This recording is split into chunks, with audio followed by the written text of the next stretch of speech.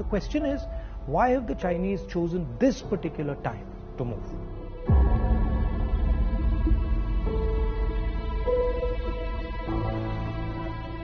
What is it about India's situation that has made China act in such an aggressive way?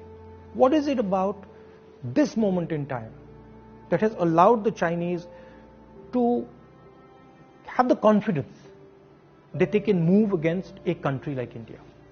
And to understand that, you have to go into multiple spaces. Countries are protected not by one particular thing, but by a confluence of forces, by a confluence of systems. Okay? So a country is protected by its foreign relationships. It is protected by its neighborhood. It is protected by its economy. It is protected by the feeling that its people have, the vision that its people have. And what has happened over the last 6 years, that on all those areas, India has been disturbed and disrupted. And I'll cover each one of them. Let's start with foreign policy. Our relationship with the outside world used to be with multiple countries. We had a relationship with America, strategic partnership with America, I would say, and that is very important. We had a relationship with Russia. We had a relationship with Europe. And these countries used to help us maneuver in the world. Today, our relationship has become transactional. We have a transactional relationship with the United States. We have disturbed our relationship with the Russians. We have a transactional relationship with Europe.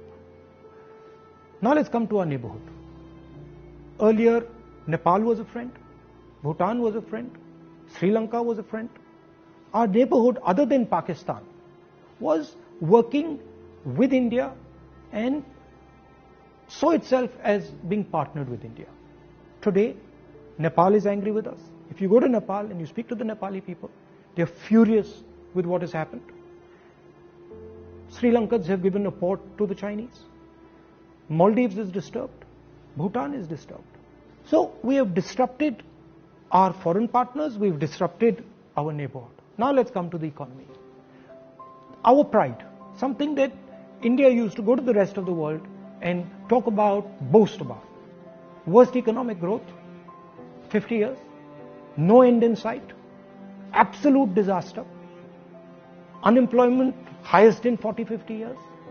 So our strengths have suddenly become our weaknesses. We told the government that, look, please realize that we are becoming vulnerable. All these things are connected. They're not separate. When you look at a nation, you have to look at all these factors and you have to act, taking into account all these factors. We told them, listen, for God's sake, inject money into the economy. Fire the economy. And do it immediately. Protect the small and medium businesses. They refuse to do it. So today you have a country which is economically in trouble as far as foreign policy is concerned, in trouble with its neighbors. And that's why the Chinese have decided that this is possibly the best time to act. And that is why they have acted.